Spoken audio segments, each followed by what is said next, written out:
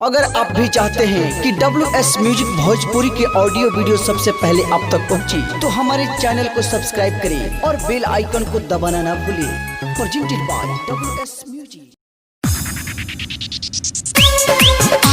की ढोली खोदे लाठी से, की ढोली खोदे लाठी से। सहनी जी के बारात में गईनी, पहले लगन में नाचे। नए नए रहे जवानी, उम्र रहे काचे।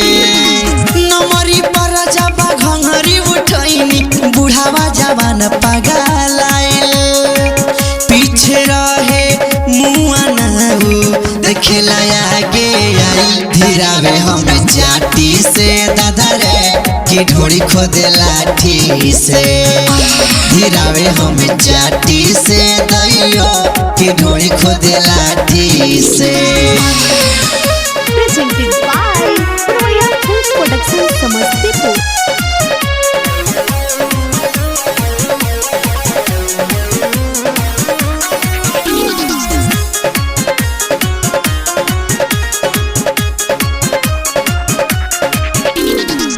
पहले गाना पर भइल बवाल, कुछो ना मोहरा बाचल। मरलक ऐसन लाठी नदिया, मुश्किल भइल बना चल। 500 के नया नया नोट ई हाथ में देता।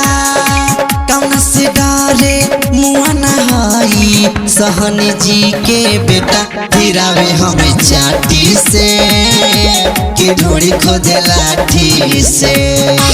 धीरावे हमें चाटी से दैयो, की ढोली खोदे लाठी से।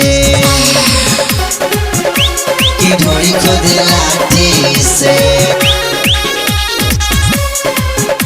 की ढोली खोदे लाठी से। Presented by Royal Foods Production Samastipur. हाँ, राइटर संदीप बतावे नतिया पन्ना। मजा कसाई धर्म देवरा, जन के बाई का। राजस सहनी के बाजत रहुए, ओही समय गाना। प्रेमी संदीप के साथे रहिल परदीप दीवाना। धीरावे हम चाटी से, हाय हाय, की ढोली खोदे लाठी से। धीरावे हम चाटी से दैयो, की ढोली खोदे लाठी से। सहनी जी के बारात में गईनी, पहले लगन में नाचे। नए नए रहे जवानी, उम्र रहे काचे। नमरी पर जब घंघरी उठैनी, बुढ़ावा जवान पागल आइल। पीछे रहे मुआ नहू, देखेला आगे आई। धीरावे हम जाटी से दादा रे, की ढोली खोदे लाठी से। धीरावे हम जाटी से।